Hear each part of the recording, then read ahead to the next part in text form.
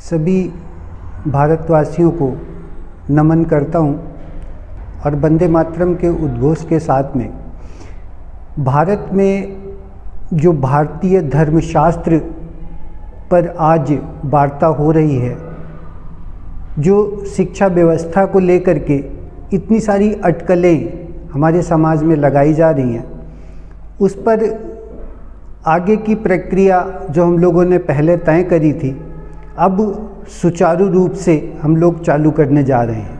जो इंस्टीट्यूट में हम लोग जो बच्चों को पढ़ा रहे हैं और जो अभी तक प्रैक्टिकल करके प्रयास करके जो बच्चों को तैयार किया है, उसी को आधार लेके हम लोग वैदिक गणित पर एक वो व्यवस्था चालू करने जा रहे हैं जिसको राजीव भाई ने इशारा मात्र करके छोड़ दिया था। भारतीय शिक्षा व्यवस्था पर जो कार्यक्रम अब तक हुआ, जिस पर हम लोग निष्कर्ष पे जहाँ तक पहुँचे, वो पूरा का पूरा वैदिक गणित पर आधारित है। और वैदिक गणित पर जो प्रक्रिया हमारी आधारित है, उस प्रक्रिया को समझने का हम लोगों ने एक प्रयास किया। और जैसे ही उस प्रक्रिया को समझने का प्रयास किया तो इसमें कह देने में कोई शक नहीं होगा कि भारत में वैदिक गणित ही सारे विषयों की जननी है। भारत के अंदर जितने भी आपके शिक्षा व्यवस्था अब तक चल रही है, वो सारी की सारी जो मैकाले शिक्षा पद्धति के तहत पर जानी जाती है, ये सारी ही शिक्षा व्यवस्था बिल्कुल भी किसी काम की नहीं है। और जो भारतीय शिक्षा व्यवस्था थी, वो सारी की सारी व्यक्ति के या मनुष्य के जीवन को जीने का अंदाज सिखाती थी। और जो जीने का अंदाज मनुष्य के पास था, वो प्रकृति के अनुरूप हुआ करता था। किसी भी देश का कोई भी साहित्य कभी भी ऐसा नहीं होता कि यूरोप देश के अंदर जो साहित्य उनका लिखा गया है, वो उनके पर्यावरण से कहीं अलग हट करके लिखा जाए। यानी विज्ञान भी उसी आधार पर चलता है। तो भारत का पर्यावरण और भारत के अंदर जो शिक्षा व्यवस्था अब तक चल रही थी, वो भारत के पर्यावरण को देख करके लिखी गई थी। मैकाले के आने से पहले चल रही थी, वो सारी की सारी भारतीय पर्यावरण की रक्षा करते हुए शिक्षा व्यवस्था थी। और जब हमारी पर्यावरण और प्रकृति के अनुरूप की शिक्षा व्यवस्था होती है, तो व्यक्ति अपने आप उस शिक्षा को स्वतः ही जान जाता है। ऐसी ही शिक्षा व्यवस्था, जिसको मैंने बार बार कहा कि मेंटल मैथ वैदिक गणित नहीं है, और वैदिक गणित सारे ही विषयों की जो जननी है, वो हम लोगों के पास है। और हम लोगों ने उसको कायम करने की, प्रारंभ करने की फिर से एक प्रयास किया है। अब तक जो प्रयास किया उसमें सफलता ही हाथ लगी है, क्योंकि जिस बच्चे को वो मेंटल मैथ नहीं, वो वैदिक गणित जैसे ही समझ में आती है, तो उसको दुनिया का सब कुछ मिल जाता है। इसका सिद्धांत जो है, वो सूर्य सिद्धांत के अनुसार है। यानी आर्यभट्ट जी द्वारा लिखी गई गणित को हम लोगों ने जांचना और परखना चाहा। जैसे ही उस गणित को जांचना और परखने का प्रयास किया, उसको पढ़ने का प्रयास किया, हम 10 लोग एक साथ में बैठे और बैठने के बाद उसको सोचने और समझने की प्रक्रिया पे जाना, तो सबसे पहली आपको एक बात बता दें, जो आज हमारे समाज में चारों तरफ से फैला हुआ है कि बड़ा अंधविश्वास फैला है, बड़ा अंधविश्वास फैला है, उसमें सबसे पहला ही जो श्लोक है, वही आपके अंधविश्वास की और विश्वास की सच्चाइयों के बीच को बता रहा है। सबसे पहला ही श्लोक है। आर्यभट्ट जी ने लगद मुनि के द्वारा लिखे गए श्लोक को अपने जीवन में उतारा और उसको सोचने और समझने के बाद हम लोगों को उस प्रक्रिया को समझाया। तो जो संपादकी में उन्होंने पहला श्लोक लगद मुनि द्वारा लिखा गया है, उसी में लिखा हुआ है, यथा शिखा मयूरा नाम नागनाम मरियो यथा तद्वद वेदांग शास्त्रा नाम गणित मूर्धनि व्यवस्थिता।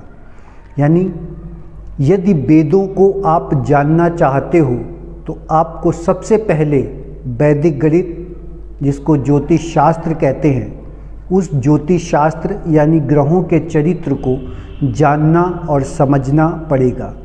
जिस व्यक्ति को ग्रहों का चरित्र नहीं आता, जिस व्यक्ति को ज्योतिष शास्त्र नहीं आता, उसको वेद कभी भी समझ में नहीं आ सकते। ये श्लोक लगध मुनि का है और शुक्ल यजुर्वेद में उन्होंने लिखा हुआ है। आर्यभट्ट जी ने इसको अपने जीवन में उतारा और इसी को अपने जीवन का उद्देश्य बना करके सूर्य के पूरी सिद्धांत पर उसको जानना और परखना चाहा। जैसे ही इस ग्रंथ को हम लोगों ने देखना और समझना प्रारंभ किया, तो आप ऐसे मान के चलिए कि श्वास लेने की प्रक्रिया से ले करके और अंतिम श्वास तक में सारा का सारा प्रकृति के ऊपर, पर्यावरण के ऊपर पूरी के पूरे ग्रंथ को निचोड़ करके हमारे जीवन में दिनचर्या और ऋतुचर्या तक ले करके उन्होंने खड़ा कर दिया। यानी वैदिक गणित को कहीं से भी जोड़ने की हम कोशिश करें तो वो जुड़ता है। अगर आपको भूगोल के बारे में कुछ जानना है, अगर आपको भूगर्भ के बारे में कुछ जानना है, तो पहले वैदिक गणित की ज़रूरत है। अगर आपको ग्रहों के बारे में कुछ जानना है तो पहले वैदिक गणित की ज़रूरत है। यदि आपको दिनचर्या के बारे में कुछ जानना है तो आपको सबसे पहले वैदिक गणित की ज़रूरत है। आपको ऋतुओं के बारे में कुछ जानना है तो वैदिक गणित की ज़रूरत है। आपको अपने स्वास्थ्य के बारे में कुछ जानना है तो वैदिक गणित की ज़रूरत है, क्योंकि दिनचर्या और ऋतुचर्या को मिला करके ही आयुर्वेद का निर्माण होता है। अगर आपको काल के विषय में कुछ जानना है तो सबसे पहले वैदिक गणित की ज़रूरत है, क्योंकि काल का वर्णन सूर्य सिद्धांत के अंदर में है। काल का मतलब समय। और एक इसी वाक्य को जब आगे बढ़ाते हुए, जब बढ़ते हुए उसको समझने और जानने की प्रक्रिया चालू की, तो आप एक वाक्य में केवल उसको समझो कि जो काल को जानता है उसकी रक्षा स्वयं महाकाल करते हैं। तो काल के विषय में यदि आपको जानना है तो आपको वैदिक गणित की ज़रूरत है। आपको जीवन के किसी भी आयाम के विषय में जानना है तो सबसे पहले वैदिक गणित की ज़रूरत है। लेकिन आज जो हमारे यहाँ मेंटल मैथ पढ़ा करके शोर मचाया जा रहा है, वैदिक गणित लेकर के, वो वैदिक गणित नहीं है। वैदिक गणित बिल्कुल अलग है। और आपकी ये जो नोट गिनने वाली गणित जो पढ़ाई जा रही है, ये बिल्कुल अलग है। हम गलती अपनी नहीं देते, हम आने वाली पीढ़ी की गलती दे देते हैं। और हम स्वयं उसी कार्यक्रम में लगे हुए हैं कि हर बच्चे के दिमाग में एक फिगर हम लोगों ने बिठा दिया है कि सफलता तभी मिलेगी जब आप खूब सारे नोट कमाओगे। हर बच्चे के दिमाग में हम लोगों ने बिठाया है कि यदि कार से घूमोगे तो ही आपको सफलता है। अगर आप पैदल घूम रहे हो, साइकिल लेके घूम रहे हो, तो आपके पास सफलता नहीं है, आप असफल व्यक्ति हो। ये तो हम ही लोगों ने दिमाग में बिठाया है। जो भी विज्ञान को जानने की प्रक्रिया है, जो भी आप रसायन तत्व को जानने की प्रक्रिया करते हो, वो सारी की सारी वैदिक गणित के अंदर में आती है। तो ज्ञान, जिसको राजीव दीक्षित जी ने कहा कि एक अलग चीज़ है और डिग्री लेना एक अलग चीज़ है, यहाँ डिग्री का महत्व नहीं है लेकिन ज्ञान का महत्व है। और हम लोगों ने जो लड़के और लड़कियों को इस विषय को लेकर के तैयार किया है, वो सच में मेरे पास वो बच्चे हैं जो इस प्रक्रिया को ले करके अब आगे चल रहे हैं और कार्य कर रहे हैं, अपनी जीवन शैली को बदल रहे हैं और साथ में उन्होंने अपने परिवार को भी बदला हुआ है, अब अपने अगल बगल के पर्यावरण को धीरे धीरे बदल रहे हैं। और आप विश्वास करो कि प्रकृति के साथ चलने वाला ही सदैव सुरक्षित रहता है। इसी को कहते हैं कि काल को जानने वाले की रक्षा महाकाल करते हैं। तो वैदिक गणित वो नहीं है पहले तो जो आप लोगों को बताई गई, जो बताई जा रही है। वैदिक गणित बिल्कुल अलग है और ये जो मेंटल मैथ है वो बिल्कुल अलग है।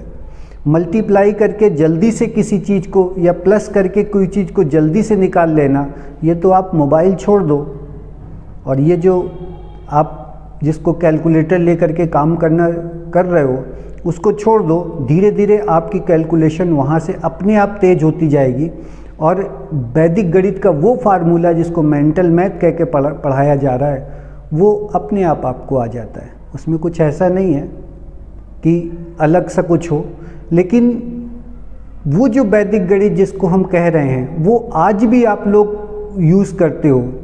जो बाजार में गए तो एकाधिकेन पूर्वेण के नियम को आज भी आप उसी वैदिक गणित के तहत पर यूज़ कर रहे हो जो वहाँ मेंटल मैथ के अंदर में बताई जा रही है।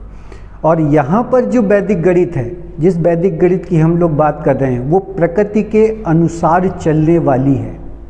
यानी आज का मौसम अगर ख़राब है, मौसम परिवर्तित हो रहा है, तो कितना तापमान होगा और आपके अगल बगल पर्यावरण का क्या टेम्परेचर होगा, उसके लिए आपको किसी मशीनरी की ज़रूरत नहीं है, किसी कंप्यूटर की ज़रूरत नहीं है, कहीं भी नेट पे जा कर के सर्च मारने की ज़रूरत नहीं है, बल्कि आप कैलकुलेशन करके निकाल सकते हो। और इसी कैलकुलेशन को आधार बनाया जिसको महान गणितज्ञ आर्यभट्ट जी ने संस्कार कहा। यानी गणना जो है वो संस्कार है। और जो गणना उन्होंने करने को बताई और जो गणना हम लोग करके देख रहे हैं, या जो गणना आप अपने बच्चों को कराने की तैयारी में हो, जो कराने जा रहे हो, जिसको संस्कार कहते हैं, वो संस्कार में 16 संस्कार की बात है। और जो 16 संस्कार की बात है वो आप ऐसे देख के चलो, उसको समझ के चलो, तो आप अपने आप समझ जाओगे कि ये जो 16 संस्कार है ये एक कैलकुलेशन ही है, गणना ही है ग्रहों के आधार पर। जैसे किसी बच्चे का जन्म हुआ तो जन्म होने के बाद उसकी छठी, पशनी या बर्थडे या फिर XYZ विवाह के समय पर, जिसको श्रृंगार उन्नति संस्कार कहा, तो श्रृंगार उन्नति संस्कार कब करना है इसकी गणना ही है, इसकी कैलकुलेशन ही है, इसी को संस्कार कहा। तो गणित के हिसाब से जो संस्कार है वो आपकी ग्रहों के अनुरूप चलने का संस्कार है। तिथियां निकालना, फिर तिथि निकालने के बाद उसमें मुहूर्त निकालना, यही तो एक संस्कार है जो 16 संस्कार के अंदर में गणना की जा रही थी। लेकिन संस्कार की परिभाषा यहाँ बदल गई और सारी की सारी परिभाषा यहाँ बदल गई। आप लोगों के साथ में मिल करके इस कार्य को करने में और अच्छा मज़ा आएगा जब आप इस प्रस्तुति को समझने का प्रयास करोगे। और इस पूरी प्रस्तुति में जो समझ में आया अब तक वो यही है कि आप सबसे पहले काल को समझो, तो महाकाल आपको स्वयं ज्ञान देने के लिए आ जाएंगे, इसमें कोई शक वाली बात नहीं है। काल की जो दो उसमें गणित के अंदर, काल की जो 2 गणित के अंदर प्रभूतियाँ बताई गई हैं उसको समझने का प्रयास करो। जो जैसे गणित के अनुरूप धर्म की व्याख्या यहाँ पर जो की गई है उसको समझने का प्रयास करो, संस्कार को समझने का प्रयास करो। और यही संस्कार को समझने के प्रयास में हम लोगों ने अपने छोटे छोटे बच्चों को तैयार किया है। और इसमें कोई शक की बात नहीं है कि लड़का हो या लड़की हो, हमारे पास हैं और वो बच्चे बहुत अच्छे ढंग से कार्य कर रहे हैं। सभी को आभार है, सभी को धन्यवाद है। फिर से उपस्थित होता हूँ, तब तक के लिए जय हिंद।